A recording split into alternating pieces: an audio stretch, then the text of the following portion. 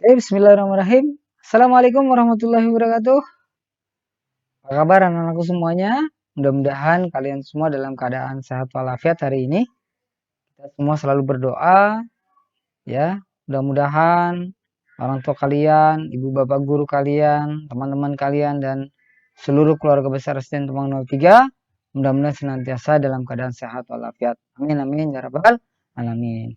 Baik anak-anak sekalian, hari ini adalah hari pertama Pak Aris menyapa kembali kalian setelah kemarin kita mengikuti evaluasi dalam penilaian tengah semester kemarin. Nah, anak-anak sekalian, dalam PTS kemarin ya tentu kalian sudah bisa menilai ya mana yang materi-materi yang kamu rasa atau yang kalian rasa belum paham atau mana materi-materi yang kalian rasa sudah bisa memahami. Nah, PTS itu menjadi salah satu ya sarana untuk kita mengevaluasi. Ya, setelah PTS ini nanti kemudian akan kita perbaiki lagi. Mana saya yang lebih saya yang masih kurang di mana gitu ya. Nah, kita perbaiki. Oke.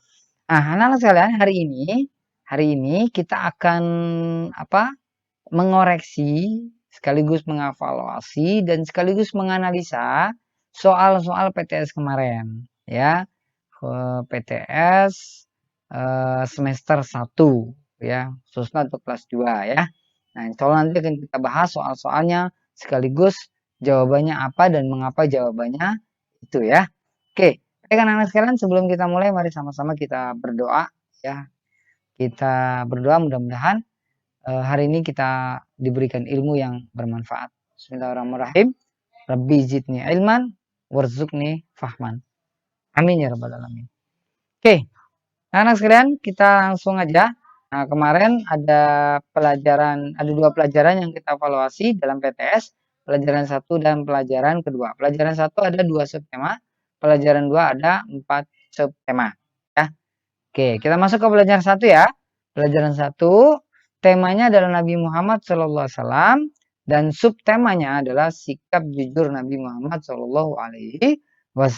Nah, Pak Aris ingatkan anak-anak sekalian, sebelum kalian mengerjakan lembar evaluasi, maka hal yang pertama yang harus kalian pelajari, baca atau teliti adalah ininya, temanya apa, subtemanya apa.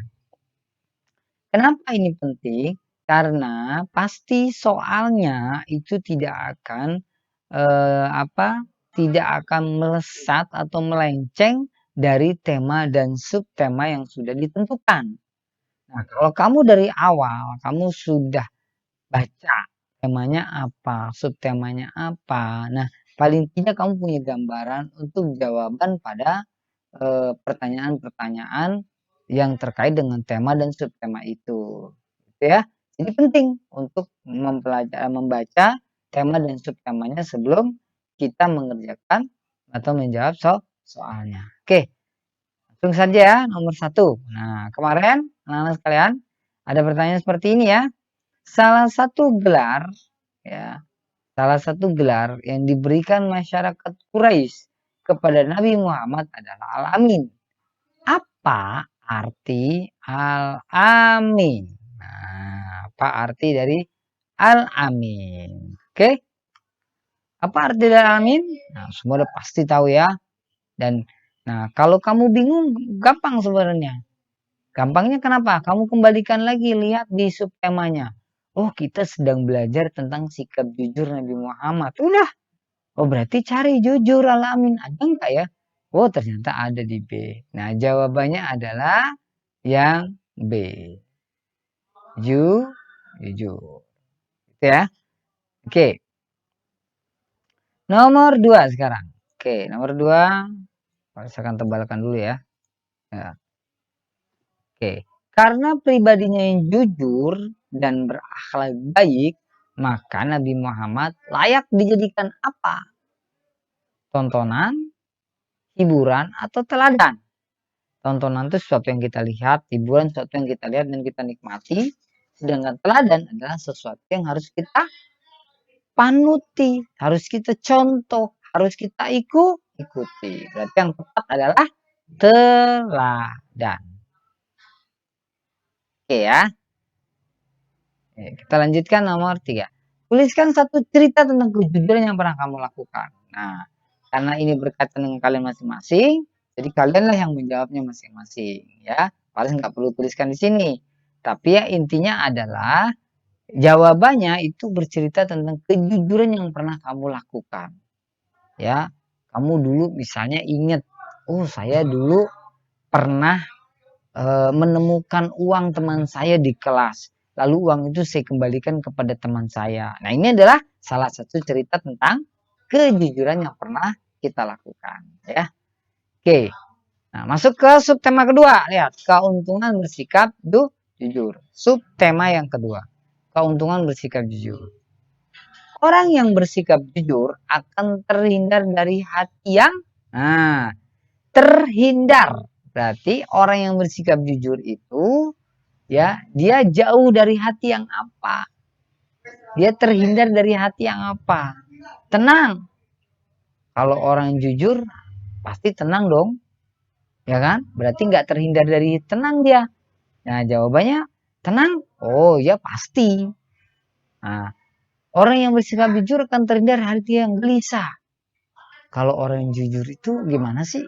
Kalau orang yang jujur itu ya berarti hidupnya tenang, hidupnya damai.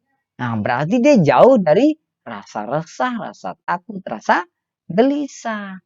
Berarti karena di sini ya orang yang bersikap jujur akan terhindar dari hati yang gelisah. Oke ya. Nomor selanjutnya. Hati gelisah, resah, was-was, takut, malu adalah akibat dari apa? A. Kejujuran. Ayo, kalau orang jujur tadi berarti apa? Tenang, damai, ya kan? Berarti hatinya nggak gelisah dong kalau jujur. Hatinya nggak resah dong kalau jujur. Dia nggak was-was dong kalau jujur. Ya berarti ini jawabannya benar. Dia ini bukan ini jawabannya. Ya.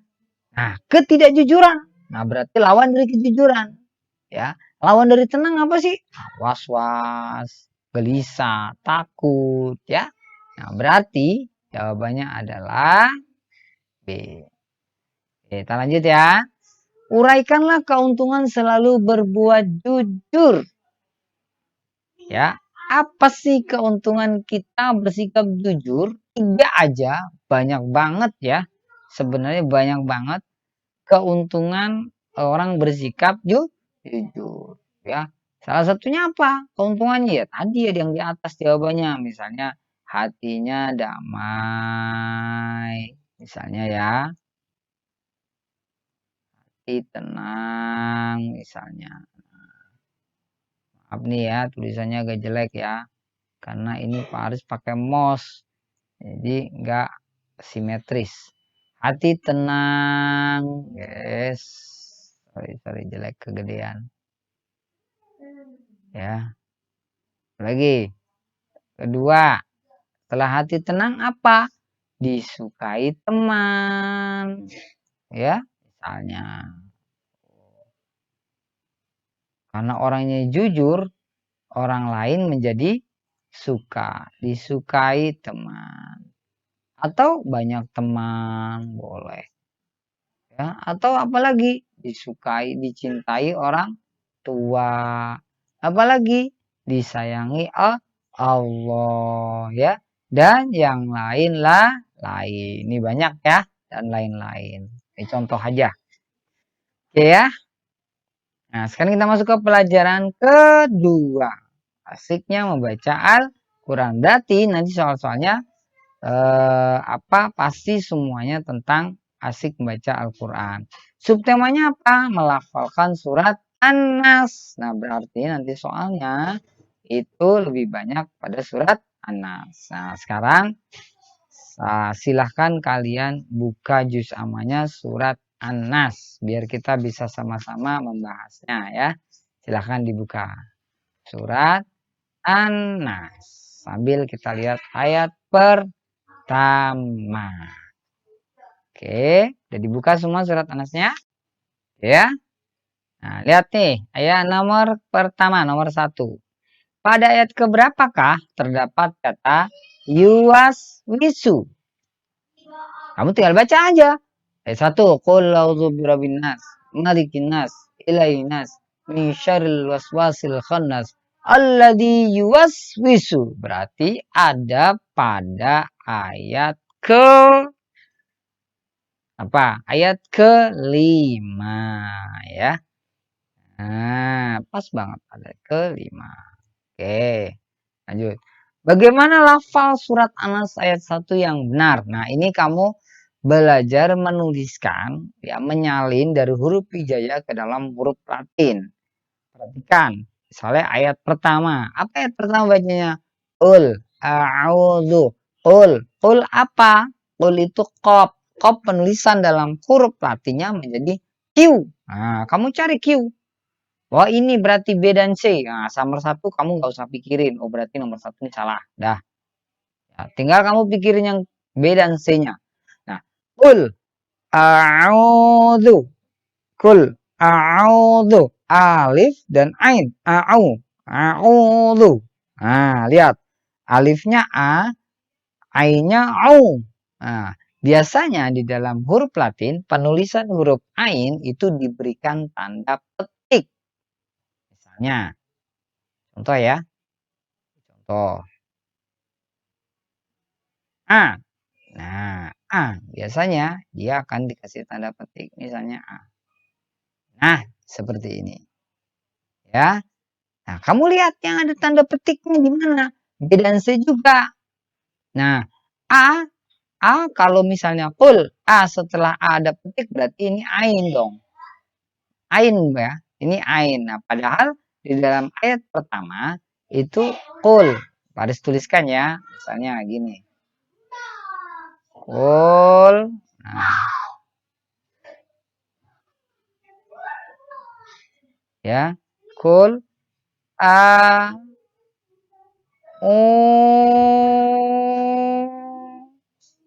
aduh, kurang. Nah, gitu ya. Nah, lihat. Kul a'u. Nah, kul a'u. Berarti ini alif, ini. Ya, kalau dituliskan berarti apa? Kul kap. Ya, kul terus a. Hanya a biasa berarti ya. A au. Nah, baru ini ainnya. Oh, ada tanda petik. Nah, kamu lihat kan yang sama dengan ini. B atau C? Nah, berarti jawabannya adalah ya yang C. Oke ya, gitu ya. Nah, ini Paris hapus dulu ya. Takut salah nih. Tahu bingung ntar. Kita lanjut ya. Kita lanjut. Ayat nomor 3. Tuliskan lafal surat Anas ayat kedua yang benar. Lafalnya berarti tulis dalam huruf Latinnya. Lafalnya total tulis dalam huruf Latinnya. Ayat kedua, apa ayat kedua bunyinya? Malikin nas. Kita tulis. Malikin nas. Berarti emaknya pendek. Ya, kemudian malikin.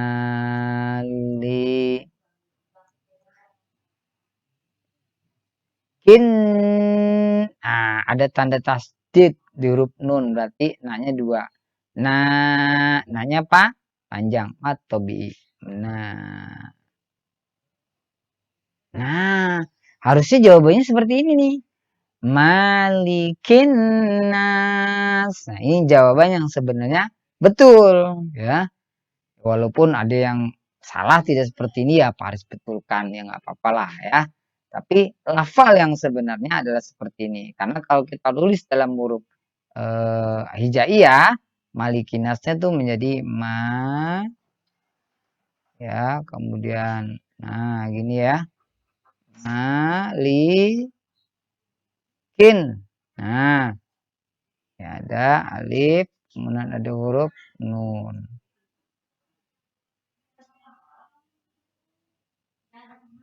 Nah, malikin ini ada tanda tasdid.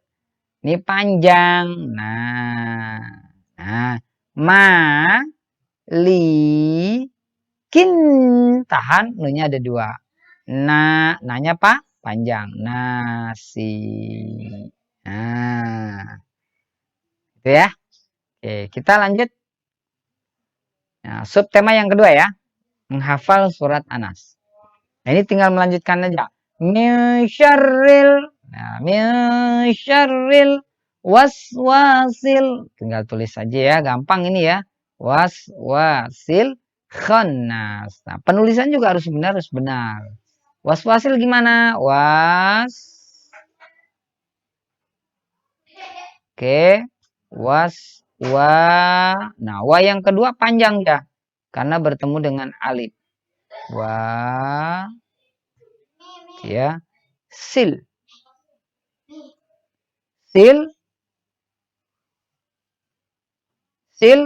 khannas.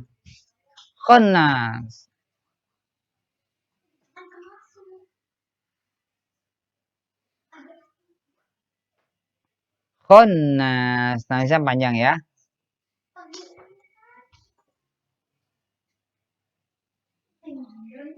Nah, gini ya.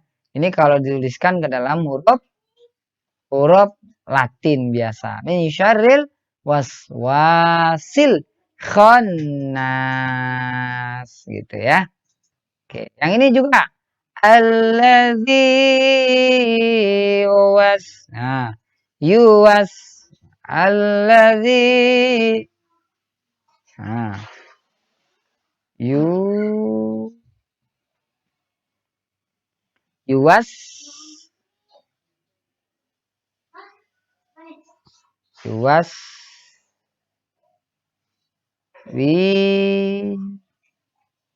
su. Nah, V-nya panjang ya, karena aduh, susah ya nulis pakai ini ya. Harusnya pakai pen, Pak Aris belum punya pen. Ya, insya Allah nanti akan dibeli pennya ya, biar tulisannya seperti menulis di papan.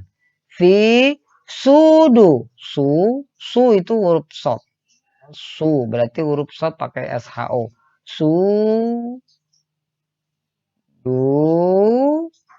Ya, dunya panjang ya, ada waw. Berarti matobi. Sudu rinnas.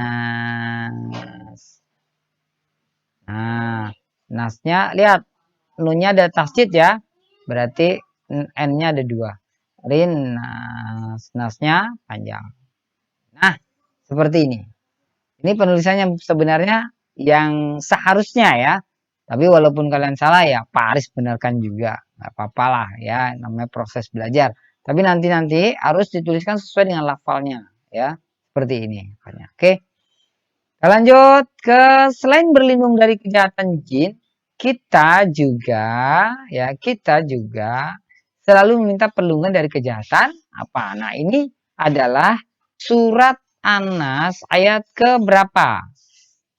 Ayat ke 2 apa? Ayat ke terakhir ya, ayat ke-6 ya. Minal jinnati wanas.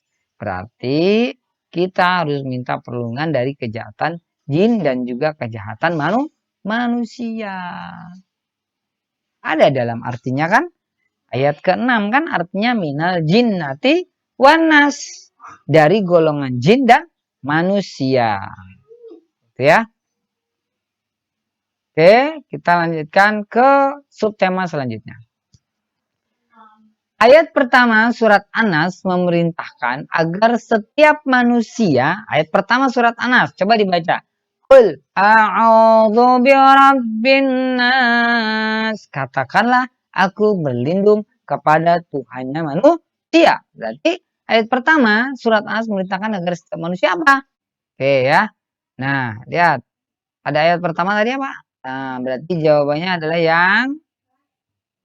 yang berlindung kepada Tuhannya manusia. Ayat pertama surat Anas. Coba perhatikan ayat pertama surat Anas. Qul a'udzu birabbin nas. Katakanlah aku berlindung kepada Tuhannya manusia. Berarti jawabannya yang B. Ya. Tuliskan 2 contoh kejahatan jin yang membisikkan ke dalam dada manusia. Apa sih contohnya kejahatan jin yang membisikkan ke dalam dada manusia? Contohnya adalah ya enggan, misalnya malas ya. Malas misalnya. Malas melakukan kebaikan.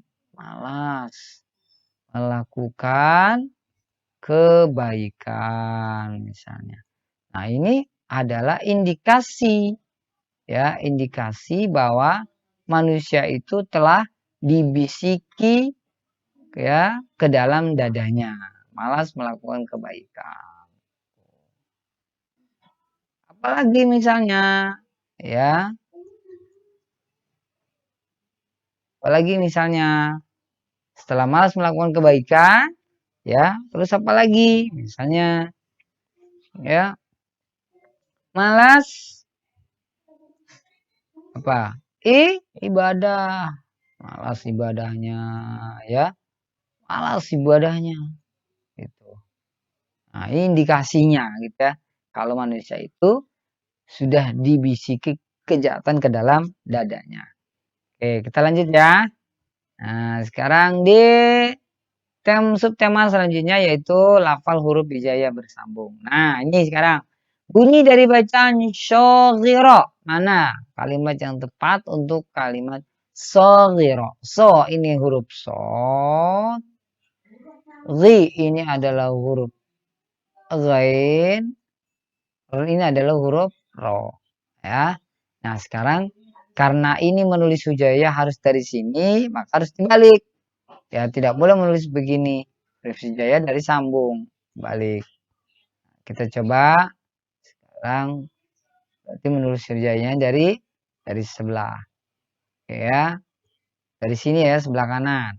So, berarti huruf so. Nah, ingat ya, kalau menyambung hijaiyah, kepalanya aja, buntutnya nggak usah. Kepalanya. Dan baru disambungkan huruf gi, go. Go, go menyambung bagaimana? Depan go begini. Ya, masih ingat nggak? Kemudian di tengahnya begini. Ya kan? Nah, kalau di belakangnya begini. Nah, berarti yang tengah ini. Nah, berarti so disambung ke seperti ini. Sekarang disambungkan ke go. Nah, sebentar. Agak error nih ya. Nah, oke.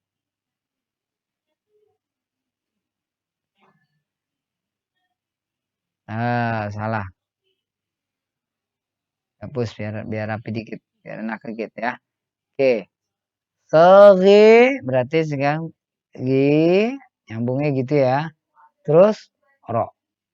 So gi ro. Nah, berarti mana yang sama seperti ini? So giro berarti yang C. Oke ya. Nah, ini kalimat di atas dibaca apa? Ini huruf apa? Za. Ini huruf apa? K. Ini huruf apa? Ta. Ya. Kemudian kita balik ya, karena huruf Latin harus dibaca dari sebelah kiri. Za, ka, ta. Ada nggak zakata? Kita cari. Oh, ada. Ternyata B. Gitu ya. Oke. Ini juga sama. Nah, ini apa nih? Zo. Ingat penulisan huruf zo ada huruf D dan huruf Z. Kemudian zo. Nah, ini zo. Hi. Ini buah hi. I. Dan ro. Sama. Kemudian kita balik juga. Zo. Sorry. Salah. Maaf. Z ya. Pakai Z ya. Pakai Z. Zo. Nah. I. Ro. Nah, gitu ya. Zohiro. Mana yang pas? Zohiro. Berarti yang ini. Oke ya. Lanjut lagi. Nah, ini ubahlah ke dalam huruf hijaya bersambung. Sekarang, wa. Lihat, wa. Lihat, penulisan Latin dari sebelah kiri, penulisan hijaya dari sebelah kanan. Wa, kita ambil wa. Ingat, ada 6 huruf yang tidak bisa disambung dengan huruf depannya, termasuk huruf wa. Ya, huruf wa tidak bisa disambung dengan huruf depan. Ada berapa? Ada 6 ya. Ada alif, kemudian ada dal, ada zal, ada ro, ada zai, ya, ada wawu, ya. Tuh, 6. Ini yang tidak bisa disambung dengan huruf depan. Nah, ini wa, berarti wa tidak bisa disambung dengan huruf depan, berarti harus terpisah. Wah, pisah udah. Ya, fathah jadi wa. Biar bunyi wa jadi berarti kasih fathah, fathah. Wa wa za. Za. Nah, ini berarti za. Za ini adalah ini. Nah, ya. Nah, berarti nggak bisa tersambung lagi dong. Iya. Begitu ya. Waza, nah baru ki. Ki penulisan ki. Kalau di depan gimana? Ki seperti ini kalau di depan. Ya. Oh, kalau di tengah begini. Ya. Kalau di belakang dia kembali lagi seperti biasa, normal. Itu berarti ngambilnya yang depan yang ini. Nah, ya. Berarti ke wazak langsung sambung ke huruf ro. Wazakir. Nah, inilah jawabannya. Ya. Nah, ini jawaban yang benar. Oke, kita lanjut. Nah, ini juga sama. Sya. Sya berarti huruf apa? Huruf-huruf yang sama. Ada sin. Ini huruf yang sama ya. Ada ta, sin, ada shin. Ada sa. Nah, ini huruf yang sama nih. Ada so. Ini huruf-hurufnya sama. Nah, kalau ini ditulis Latin S aja, ini ditulis Latin SY, ini ditulis Latin jadi TS, ini ditulis Latin jadi SH. Nah, berarti SY, Sya berarti shin dong. Nah, berarti shin. Ingat, tulis kepalanya aja. Sya, ja. Ja gimana kalau ja penulisan di tengah? Huruf jim. Ya, masih ingat nggak jim? Jim penulisan di tengah seperti ini. Saja, kemudian nyambung ke wa. Ingat ya, wa bisa disambung dari belakang, tapi tidak bisa menyambung ke depan. Saja wa berarti langsung putus dengan huruf tanya. Nah, ini jawabannya. Saja wa, jawata. Oke. Nah, baik ya. Alhamdulillah anak-anakku sekalian ya, mudah-mudahan bisa dipahami ya, insya Allah kalian sudah bisa nanti bisa mengevaluasi sendiri kesalahannya di mana dan kenapa salah ya. Mudah-mudahan dari hasil penjelasan Pak Aris tadi kalian sudah bisa mengoreksi sendiri dan memperbaikinya sendiri. Nah, anak-anakku sekalian terkait dengan PTS tidak usah khawatir ya, karena ini baru PTS. Ya, nilainya belum terrecord ya, belum terinput ke dalam rapot. Tapi kalau nilai pas nanti sudah terinput di dalam rapot. Nah, masih ada waktu 3 bulan ke depan untuk memperbaiki jika ada yang kurang, jika ada yang salah. Ya, jika ada yang masih belum paham, maka masih ada waktu ke depan untuk kalian memperbaikinya bisa lebih baik lagi. Oke, anak-anakku sekalian, sampai di sini ya. Mudah-mudahan bisa membuat kalian lebih semangat lagi. Oke, terima kasih. Selamat